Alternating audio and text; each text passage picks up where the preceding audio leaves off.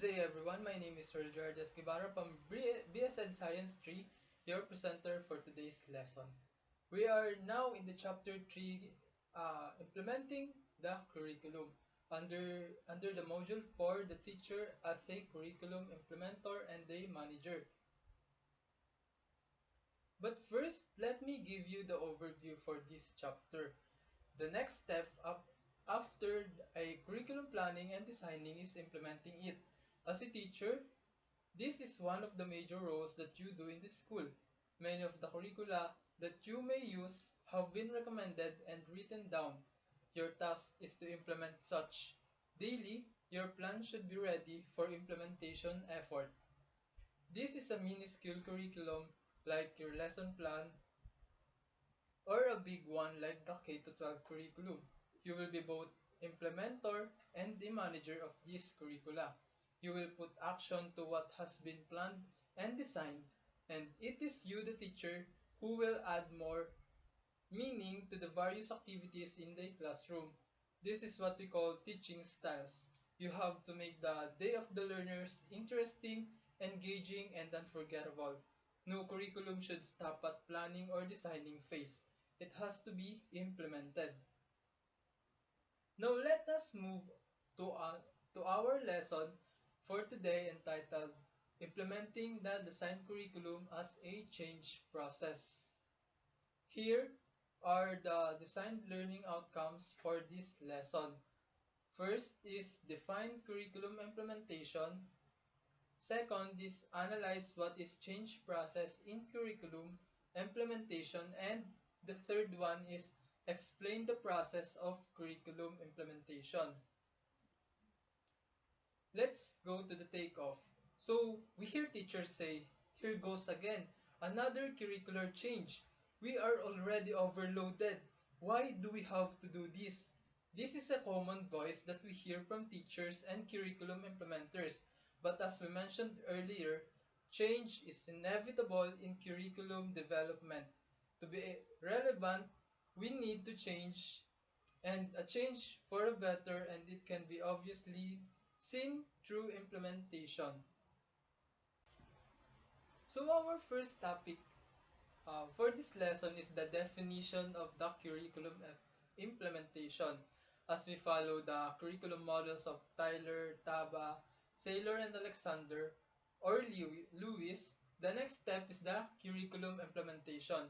But what exactly is curriculum implementation? Here are some of its definition.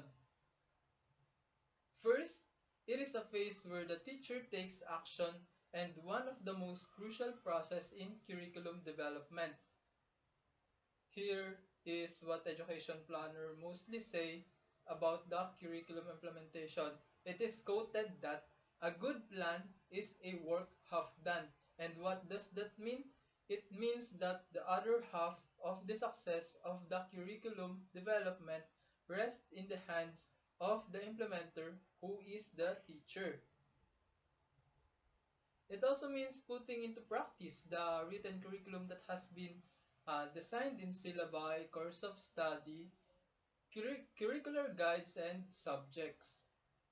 So curriculum implementation is when we see it tangibly as it was being practiced and implemented by the teachers inside the classroom, a process wherein the learners acquire the planned or intended knowledge, skills, and attitude that are aimed at enabling the same learners to function effectively in the society.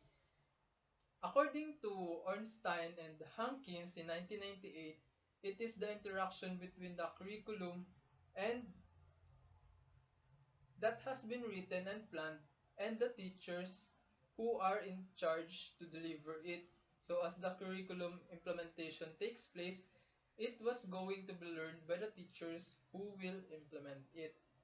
According to them, curriculum implementation implies the following. First, it is a shift from current to new or enhanced curriculum, and when implementing the curriculum, it means that education sector has found a new way on how to integrate our education system. The second implication is change in knowledge, actions, attitudes of the persons involved. It means that there are people who have a better way or thought of a better way to improve our school. The curriculum implementation seeks change in knowledge, actions, and attitudes towards the people involved, who are the teachers, principals, supervisors, and especially the students. Third implication is that it is a change in behavior using new strategies. And curriculum implementation seeks change in behavior because it wants to enhance the performance of the teachers and students to have new perspectives in teaching learning processes and reflect the vision and mission of the curriculum. The last implication, according to Ornstein and Hankins, is change which requires effort, hence goals should be achievable. This means that if we really want change, we should not just sit and watch, and we must take actions. Another definition of curriculum implementation came from Lux and Lieberman. They define it as a trying out of new practice and what it looks like when actually used in a school system. It simply means that the implementation should bring desired change in the improvement. Now, let's take it in the classroom context. When we say curriculum implementation, it means teaching what has been written in the lesson plan, and implementing, on the other hand, means using the plan as a guide to engage with the learners in teaching learning process with the end in view that learning has occurred and learning outcomes have been achieved. So curriculum implementation inside the classroom uses different strategies of teaching as well as instructional materials to go with that strategy. For example, are the PowerPoint presentations, audiovisual presentations, and many more, as long as it fits with their teaching style and teaching strategy, and also the 21st century education.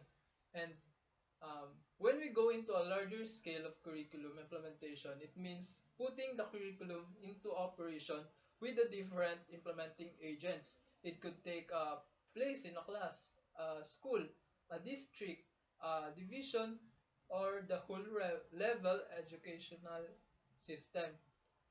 Lastly, in a higher education, curriculum implementation happens for the course, a degree, program, the institution, or the whole higher education system.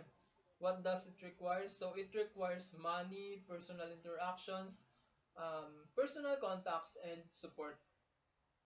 Let's go to our next topic, which is curriculum implementation as a change process.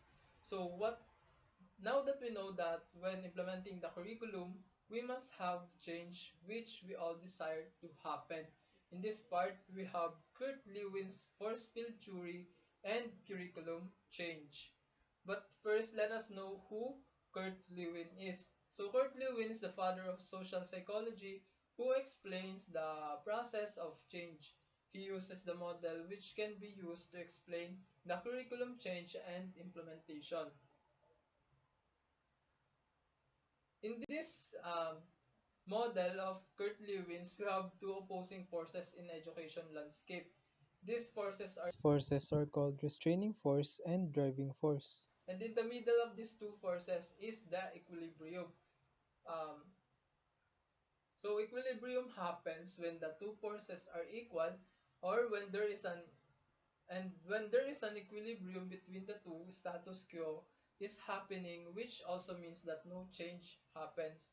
On the other hand, when the driving force overpowers the restraining force, change will then occur. If the opposite happens, when the restraining force takes over the driving force, change is prevented. So this idea of Kurt Lewin in his force field theory, and we shall use this to explain the curriculum change. So here is an example. We can see in the left side is the driving forces, which are government intervention, society's values, technological changes, knowledge explosion, and administrative support. On the right side is the restraining forces. These are fear of the unknown, negative attitude to change, tradition values, limited resources, and obsolete equipments. On the middle of these two opposing forces is the word equilibrium. The question is, do you think there will be a curriculum change? Let's analyze. First is the government intervention, and we compare it to the fear of the unknown. Government intervention is evident sa school curriculum because they are the ones who planned and designed the curriculum along with other educational professionals. On the other hand, we cannot disregard the fear of the unknown kasi ito yung mga what ifs na nasa isip ng mga teachers because they are the curriculum implementer or implementor. These what ifs are what if it fails, what if it is ineffective, and many more. But it will always be backed up by the government intervention since government intervention always have plan A, plan B, plan C, or until plan Z. So it will they will always have the way to realign the situation to their expected outcomes in the curriculum implementation. Second is the society's values versus negative attitude to changes. The values are open to changes, so there is no need to have negative perception about it. Third one is people adapt to technological changes without disregarding our traditional values, and kadalasan nga ginagamit na natin yung technologies to be able to promote our culture and values to other people. Here in knowledge explosion, it is where students and teachers have um, full knowledge or the knowledge which are developed inside the school, and it can be done by due to the technologies. So between these, if ever na limited ang ating resources, how can we have knowledge explosion? In here, limited resources is a hindrance. Between administrative support naman and obsolete equipment, we cannot deny the fact that it happened. But not every time because the administration can procure quality products which are long-lasting. Di naman na nagagamit natin up until now. So going back to the question if there will be a curriculum change, I can say that there will be a curriculum change because in our fast-paced world with technology-driven action, we can change curriculum or achieve curriculum change which is better than what we used in the past. And according to Lewin, change will be better if restraining force shall be decreased rather than increasing the driving force. As a curricularist, how would you do this? So there are different changes that happen in the curriculum, and it is important to identify this as part of our understanding of the curriculum implementation. Here we will discuss the categories of curriculum change according to McNeil, who categorized curriculum change, which are substitution, alteration, restructuring, perturbation, and value orientation. In substitution, the current curriculum will be replaced or substituted by a new one, and sometimes we call it complete overhaul. An example is changing an old book to a new one, not merely revision. Since we see curriculum implementation as part of a change, we must replace, level up, and update what has been used for the past years. So in alteration, um, there is a minor change to the current or existing curriculum. For example, instead of using graphing paper for mathematics, this can be altered by graphing calculator. Here we alter the traditional value materials with technology for better learning. The third one is the restructuring. Building a new structure would mean major change or modification in the school system. An example of restructuring is what we are doing right now, the blended learning, wherein there are synchronous and synchronous classes with self-learning modules that are implemented due to the COVID-19 pandemic. Next one is the perturbations. These are changes that are disruptive, but teachers have to adjust to them within a fairly short time. Perturbations are unexpected or timely changes that are crucial for the school. For example, if the principal changes the time schedule because there is a need to catch up with the national testing time. The teacher has to shorten schedule to accommodate unplanned extracurricular activities. So, in simple words, perturbation are changes where teachers need to be flexible and easily adjust in unplanned changes. The next one is the value orientation. According to McNeil, this is a type of curriculum change. Perhaps this classification will respond to shift in the emphasis that teachers provide, which are not within the mission or vision of the school or vice versa.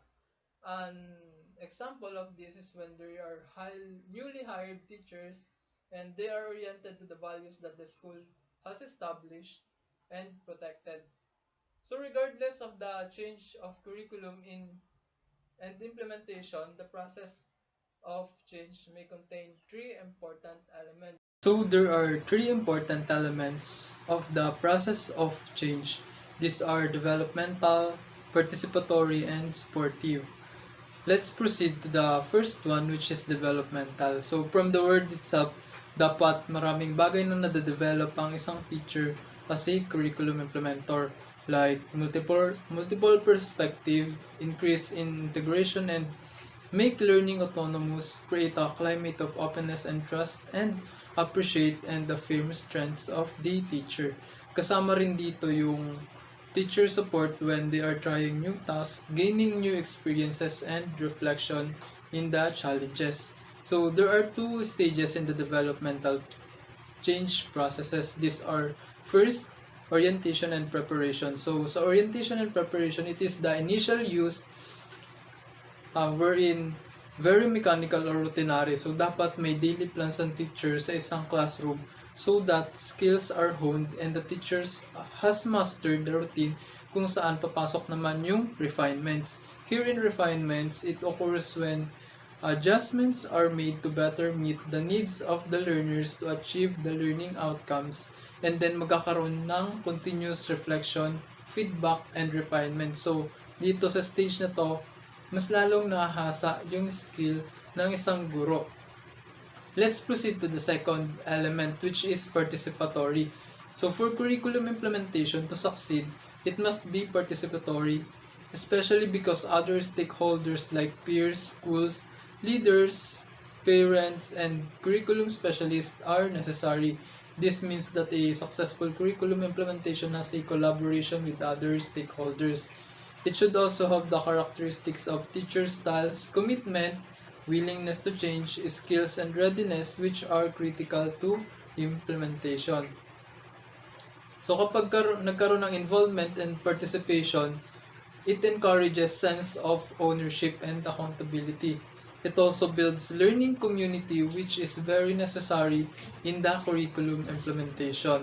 Next one is the supportive, wherein it is required in the process of change. So there are two types of support which are very important in curriculum implementation. These are first, material support and the human support.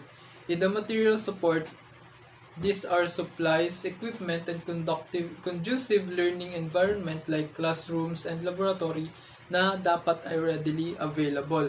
In human support, on the other hand, ito yung pinaka-importante in supportive kasi dito papasok yung school heads na nagpo-provide ng full school or institutional support for the implementation of the school curriculum. So para magawa nila ang kanilang administrative instructional function in the school, they are also training. Additionally, under the supportive ay ang time naman. It is an important commodity for successful change process. It is because everything in the curriculum requires time. Halimbawa ay yung innovation. It needs 3 to 5 years bago ma-institutionalize yung curriculum. Time rin ang kailangan ng teachers for them to be able to plan, adapt, practice, and provide necessary requirements. Ito rin yung nagde-determine kung kailan pwede na i-implement ang curriculum o kung kailan pwede na itong tapusin. Lastly, if the curriculum is supported by all as teachers share their ideas and work together, dito natin masasabi na curriculum is very much welcome. So much for this, and I'll show you my take action activity.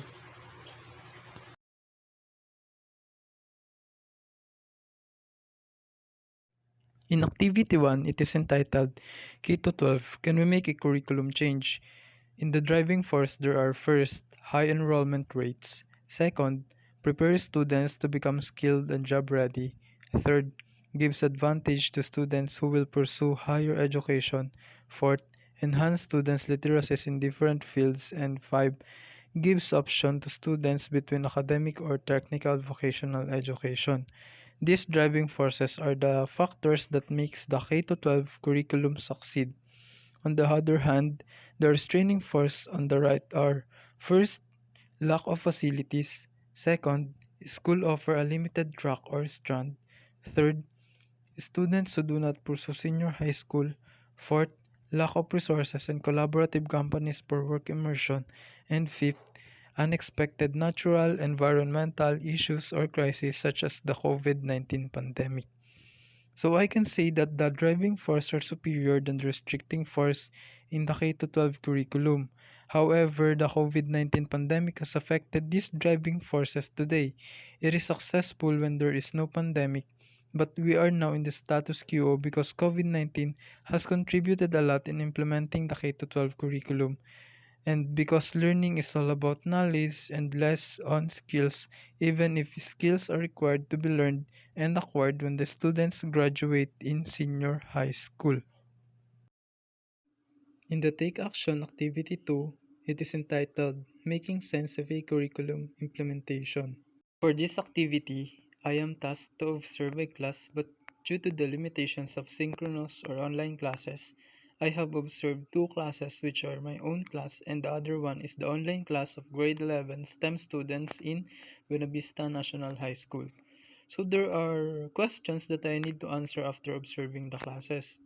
The first one is, what were the different learners' activities? So these are answering the learning materials guided by the teacher using Google Meet, presenting a topic which is an intended lesson for today, and asking clarifications from the teacher. The second question is, what did the teacher do to make the learners engage in the activities? So the teachers do is presenting graphic organizers, which is easy to follow and understand through screen sharing. Second is asking the students if they can follow about the discussion and ask their realization about the lesson. The third one is shares personal experiences related to the lesson.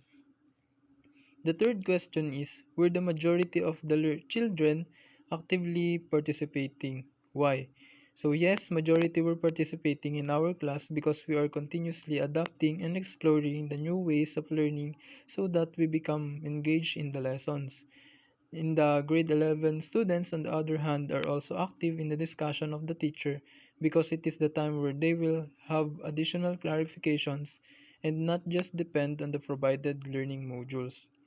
The fourth question is, did the teacher control most of the activities? Yes, the teacher controlled most of the activities because of the limited resources that are provided as an effect of the limitations of asynchronous and synchronous classes due to the COVID-19 pandemic. And the last question is, did the learners and the teacher together achieve the desired learning outcomes? Explain. Yes, the teacher and the learner together achieved the desired learning outcomes together because students were asked for their reflections about the lesson and majority of the students have an understanding of it. As for the teacher, they engaged the students through asking for recalling the lesson. So that's all for my take action activity, and now we will going to your self check and self reflect for this lesson. For your self check activity entitled Perfect Match, there are two columns, and in column A are the concepts and the column B are the descriptions. So you are going to connect the box in the column A and the arrow in the column B by drawing a line. And for your self-reflect, you need to answer this question. As a future teacher, what would be your response to the curriculum implementation as part of the curriculum change? Are you willing to take part in the implementation? Why or why not? So that's all for this lesson. I hope you have learned something, and Once again, I am Earl Guevara, your reporter and facilitator for today's lesson. Thank you and keep safe.